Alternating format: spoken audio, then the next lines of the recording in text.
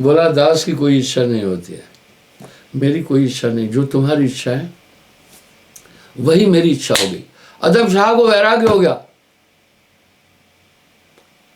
विचार किया इस तरह मैं भी तो परमात्मा का दास ही हूं, फिर अपनी इच्छाएं कैसी। वो तख्त को छोड़कर अदब शाह उस गुलाम के कारण से फकीर बना था। चाह मिटी चिंता मिटी मनवा बेपरवाह, ये है दासापन भैया। वह साहब ने हर एक शब्द में पूरे सब चीजों को ऐसी वाणी में बोला है कि सबसे कम अक्लमंद भी समझ सके। पिया चाहे प्रेम रस और चाहा चाहे मान, भक्ति करना चाहे और मान भी चाहे, एक म्यान में दुई खड़क देखा सुना न कान। यहां तो अपनी हस्ती को मिटाना होता है। गुरमुख लाहा ले गए ऐसे ही नहीं बोला, इसलिए शरणागति की चीज है। जयमित गुरु से प्रीत रहे कीजिए सोई काज, बोला वही काम करना। गुरु से प्रीत निभाइए जय जय तत् निभे संत, बस अपने को मिटाना ही तो है। अपना यहाँ मिटाना क्या, मन को मिटाना है। प्रेम मिना डिग दूर है प्रीत निकट गुरुकंठ, सोई नाचना नाचिए जय विद निभे गुरु प्रेम। वाह, कह रहे वही नाचना जिससे गुरु लीजिए। कहे कबीर गुरु प्रेम बिन कितहु कुशल ना चैन। आगे क्या बढ़े, जिन बातन से गुरु दुख पावे तिन बातन को कबू न कीजिए। इसमें एक धातु है, मैं करता तू भया मुझ में रहू ही न हो, वारू तेरे नाम पर जिद देखूं तो तू। तन मन शीश निशावर कर दीजिए सर्वस प्राण, कहे कबीर दुख सुख हरे सदा रहे गलतान। तब तो गुरु प्रिय बैन कह शिष्य ही चितावे दीठ, तो रहिए गुरु सम्मुख कभो न दीजिए पीठ। कुछ सेवक आते हैं, थोड़ी गलती बताओ तो मुंह फुलाकर चले जाते हैं। कोई बात नहीं, आगे क्या करें, गुरु मारे झट झटकारे, गुरु बोले गुरुतात, गुरु से प्रीत निभाइए गुरु भव निधि कन्यार। क्या गजब साहब ने कहा। स्नेह प्रेम गुरु चरण में जय प्रकार से होए, क्या नेरे क्या दूर बस प्रेम भक्ति सुख सोए। जय शिष्य के मन बसे गुरुपत परम स्नेह, कहे कबीर काफर डिग क्या पर्वत बन गए। वाह, एक जगह साहब क्या कह रहे, संगत से गुण होता है, संगत से गुण जाए, बांस बांस की मिश्री एक भाव विकाय। पता है फिर आगे क्या बोल रहे हैं, जाकी उत्तम प्रकृति क्या कर सकत कुसंग, चंदन विष व्यापत नहीं लिपटत रहत भुजंग। वाह, इस तरह जिनकी उत्तम प्रकृति है कुसंग उनको कुछ नहीं कर सकता, वो उत्तम है। बस इस तरह से गुरु ध्यान से गुरु सेवा से मनुष्य बहुत तत्व प्राप्त करेंगे। ग्रंथ साहिब को उठा लेना तो उसके अंदर आपको एक धातु मिलेगा गुरुमुख का, गुरुमुक्ता का, और साहिब नजर आ जाएगा, साहिब नहीं।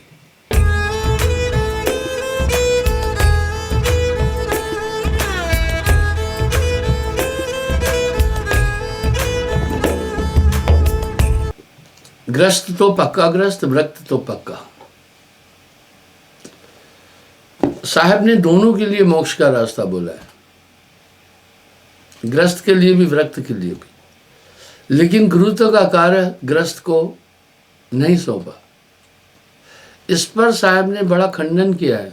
लोग बिला वजह विवाद करते हैं। जाका गुरु है ग्रही चेला ग्रही होए, कीच कीच के धोते मैल न जाए कोई। पर भक्ति ग्रह और ग्रस्त दोनों के लिए है, मोक्ष दोनों के पात्र दोनों हैं, लेकिन दीक्षा देना गुरुत्व का कार्य ये ग्रस्त को लागू नहीं है। जाका गुरु है ग्रही चेला ग्रही होए, कीच कीच के धोते मैल न जाए कोई। कई शब्दों में आ रहा है, फिर कह रहे अमली होकर धरे ध्यान, ये तो साहब की वाणियां है। ग्रही होकर कथे ज्ञान, साधु होके कूटे भग, कहे कबीर ये तीनों ठग। साहब ने तो ठग कह दिया। अमली होकर धरे ध्यान, अमली ध्यान नहीं कर सकता है, क्यों? ध्यान एकाग्र करना, और अमल से तो ध्यान विचलित होता है। ग्रही होकर कथे ज्ञान, ग्रस्त में आकर, ग्रस्त होकर के नाम दान दीक्षा दे रहे। साधु होके कूटे भग, कहे कबीर ये तीनों ठग। लेकिन मोक्ष का द्वार दोनों के लिए समान है। साहब कह रहे सांस सकारे मध्याह्न को संध्या तीनों काल, धर्म कर्म तत्पर सदा कीजिए सूरज संभाल। ग्रह काजा नाना जंजाला, आप गृहस्थ आश्रम में हैं तो वहाँ काफ़ी जंजाल है, अपना पोषण करना, बाल बच्चों का पोषण करना, बाकी झंझट। लेकिन हम इन सब कामों के बावजूद भी नित्य क्रिया के लिए एक समय निकालते हैं। जो नित्य क्रिया है हमारी, स्नान करना, बाकी चीज करना, इस तरह सुमरण का समय निकालना है। सुमरण भजन एकांत में मन चंचल गहलीन, आपको एकांत में बैठने से मन को परखने का अधिक समय मिलता है। एकांत आदि समाधि है। एकांत वासा झगड़ा न झांसा, सदगुरु की सेवा करके श्रद्धा प्रेम सहित देव परम प्रभु बुझावई कर अतिशय मन प्रीत। यानी हमेशा गुरु का ध्यान भी करे। तन मन धन से गुरु सेवही, जपे निरंतर नाम, ग्रही सो पावे परम पद, योग समाधि न काम। उसे किसी योग समाधि की आवश्यकता नहीं पड़ेगी। मनोकामना ब्याह के छोड़कर तब कीजिए दान, सो तन मन निर्मल भया होए पाप की हान। यज्ञ दान बिन गुरु करे, निष्दिन माला फेर, निष्फल है करनी सकल, सदगुरु भागे टेर। साहब कह रहे वो सब निष्फल होगा। प्रथम गुरु से पूछिए, कीजिए काज बहोर, सो सुखदायक होता है मिटे जीव का खोर। जब उनकी आज्ञा हो जाती है तो उसके बाद एक ताकत साथ में आ जाती है। अभ्यागत आगम निरख आदर मान समेत, भोजन छाजन बित सदा, सदा काल जो दे, सोई मलेश समझानिए, ग्रही जो दान विहीन। हाँ, मलेश की तरह दान विहीन। साहब कह रहे हैं यह कारण नित दान कर जो नर चतुर प्रवीण, पात्र कुपात्र विचार कर तब दीजिए तय दान, देंदा लेंदा सुख लहे कबो नौती हान। प्राचीन काल में एक प्रथा थी, इंसान भोजन खाने के बाद हाक मारते थे, भाई मैं भोजन करने जा रहा हूं, जिसे भोजन करना है आ जाओ। भोजन पाक निहार के इत उत द्वारे झांक, अभ्यांगत भूखा नरक मारे तत्क्षण हांक। बिन हरि कृपा न संत मिले, संत मिलन सुखसार, तिनके आश्रय मुक्तिगत संकट सकल निवार। ग्रही हो तो भक्ति कर, ना तो कर वैराग, दोनों भाव से एक गौ, थोथी करने त्याग। सज्जन सगे कुटुंब हित, जो कोई द्वारे आए, नहीं नरादर करे कोई राखे सबको पाए।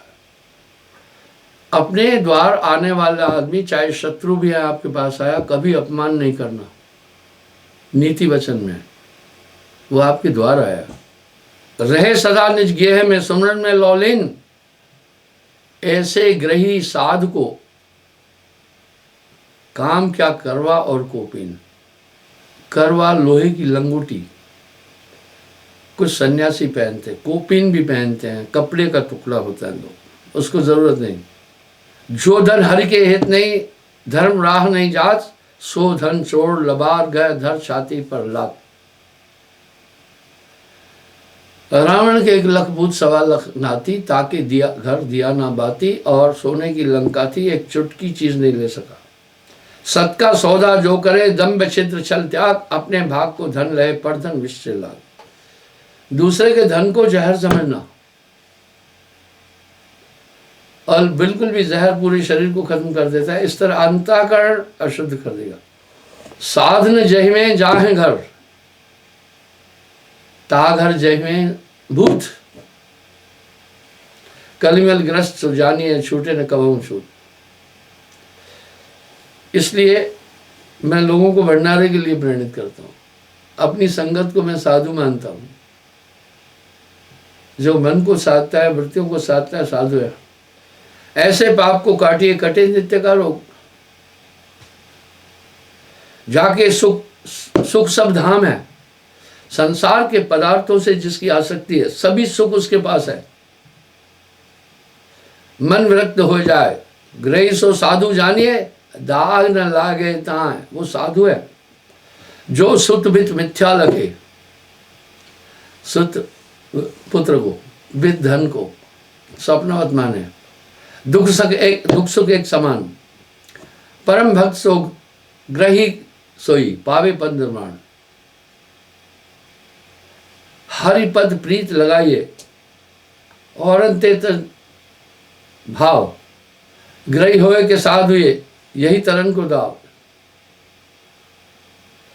यदप उत्तम कर्म करे, रहत रहे अभिमान, अहंकार नहीं करना शुभ कर्मों का। साधु देख शरणावते, करते आदर मान। बार बार जो सुनते सुने जो धर्म पुराण, कोमल चित्त उद्धार नित हिंसा रहत बखान।